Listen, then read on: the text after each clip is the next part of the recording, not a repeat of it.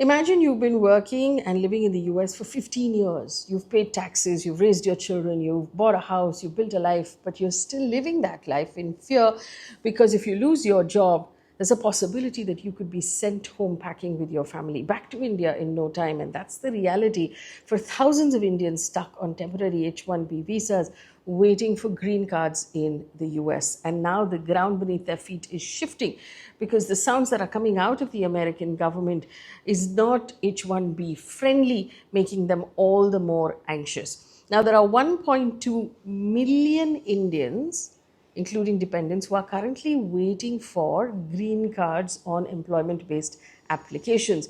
They have decade-long waits that runs sometimes 15 years, 20 years waiting for a green card. They have visa stamping bottlenecks, and all of this is adding to a pressure cooker that they're currently living in.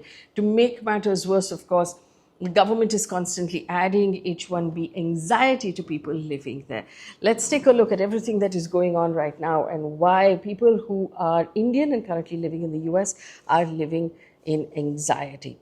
Remember, like, share, subscribe, and sign up for our membership if you can.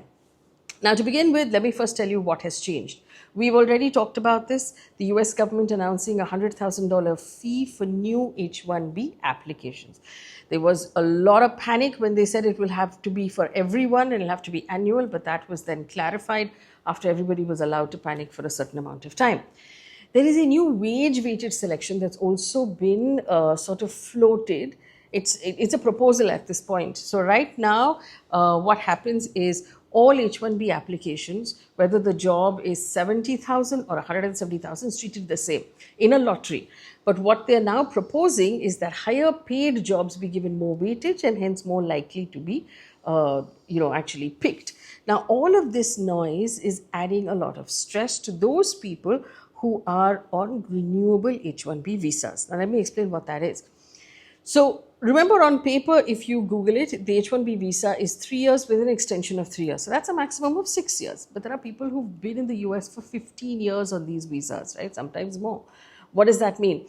It means that after their first 6 years are over, their employer, whoever they're working for, might actually sponsor them for a green card application. This is called an employment-based category. So it's called EB2, EB3. And the employer will get a permanent labor certification approved and apply for something called an I-140.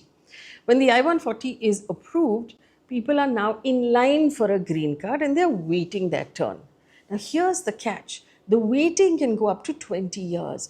That is because there is a cap. Every country is only allowed 7% of the total green cards that are issued every year. Out of the 6.7 lakh green cards that are issued, Indians are only allowed 7% of those. And obviously, India and China then have a massive backlog. There's some countries that don't use that 7%, but we have a lot of, sheer numbers. So if you have a pending or an approved I-140, your H-1B can constantly be extended while you are on the wait list in 3-year intervals. You keep extending it. That means for as long as you keep your job with your employer, you're okay and you can stay in the US indefinitely. But if you lose your job, that would mean that you have 60 days or sometimes less, 60 days to find another job with another employer who will transfer your H-1B. And since there are a limited number of H-1Bs and there are the government is looking more and more iffy about the number they want to hand out, this is something that everyone is worried about. So the backlog, like I said, extends sometimes up to 20 years. And during this time, people are constantly extending their H-1B visas. So what happens then is travel becomes really risky. So even if you have an H-1B visa and you've got an extension, if you've not stamped it on your passport and you don't have a consular appointment in India to re-enter, you can't travel. So a lot of times people are unable to visit their parents back in India when they're sick. They're unable to come to funerals. They're unable to attend family emergencies because they simply cannot leave the country. Also, these people very often have American-born children. So their children are full US citizens, but they are on temporary H-1B visas. And that sort of dichotomy continues to play out for decades. They're buying houses, they're paying taxes, they contribute to Social Security, but they're living in limbo. That's one category of people who are really worried. The second category of people people who have green cards. And we think that, okay, if you have green cards, it means that you now have the ability to live in the US indefinitely. So are you okay? Well, it turns out nothing can be taken for granted under this Trump administration, because Vice President J.D. Vance has said that green card holders do not have an indefinite right to stay. And that has sort of revived a lot of anxiety for people who have green cards as well. They're worried about writing anything on social media. They're worried about saying anything that can tick anybody off. They're actually not discussing politics at all. Now, remember, these were groups that were very vocal during the Trump election. And now they're worried about saying anything, discussing anything. So why are the Indians feeling anxious? Because the weighted wage cap, the H-1B filing, the consular bottlenecks, the backlogs for green cards, the fact that employers are going to become more and more selective about who they give H-1Bs. If there are fewer H-1Bs to hand out, everything is making people very nervous in the US. The second category of Indians who are becoming very nervous are students who are currently studying in the US. Now, I want to point out that many students spend $50,000 or $100,000 per year on their education, right? So that's about 83 lakh rupees per year studying in those universities. Now, count your back and forth flights and the kharcha pani that you have to do. You're spending 1 crore rupees a year on education.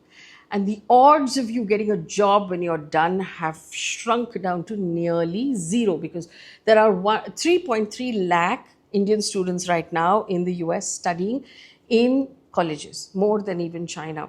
What happens when they finish their university? They will have to secure H-1B jobs. And if the government is tightening these H-1B jobs and saying that there will be $100,000 fee on every application, the odds of an employer using that for a fresher is very slim, because the employers will then use the new applications only for very high-end talent that they cannot get in the US already. So companies will rethink hiring international talent. Immigration lawyers say firms will become more and more selective. That leaves freshers out completely. Even JP Morgan's CEO, Jamie Dimon, had actually said that Trump caught everybody off guard.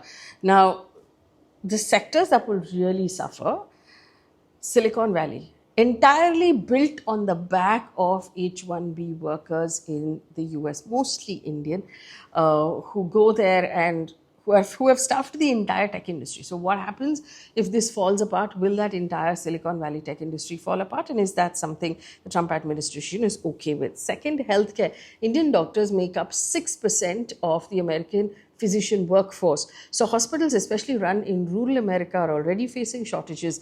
And the White House has hinted a little bit that doctors might be exempt from all of this.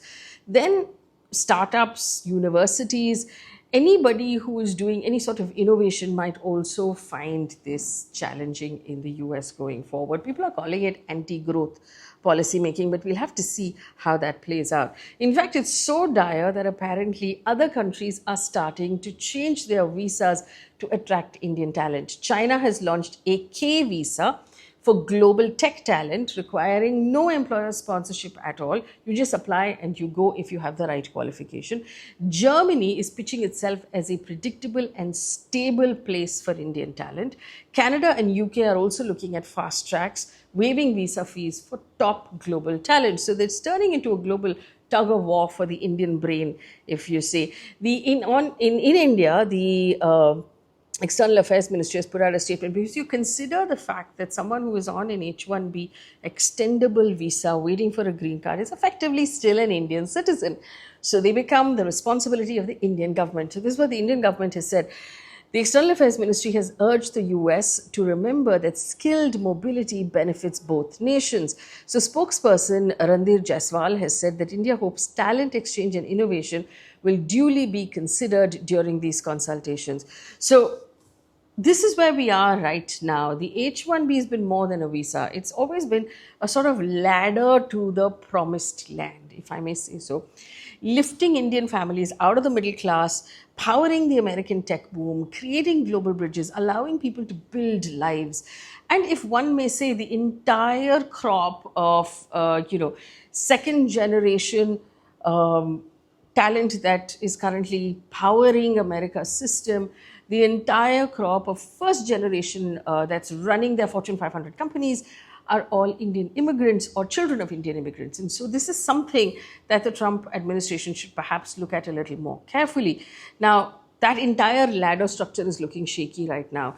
So the question is, will America's loss become Canada, Germany, and China's gain? And also, what does this mean for those Indians that you're causing so much stress to?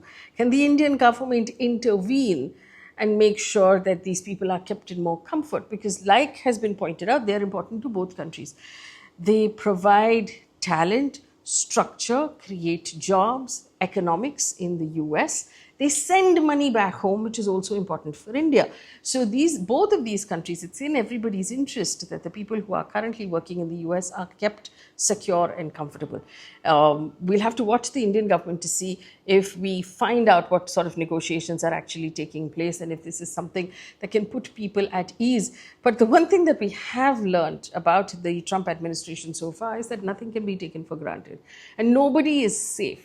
We never know what is going to be announced next. And it's never final also, because it keeps moving and it all seems part of a live negotiation.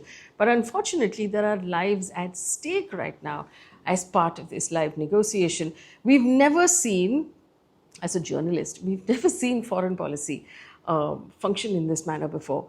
This is new to everyone involved, and one hopes that there is a way that this will stabilize and get better.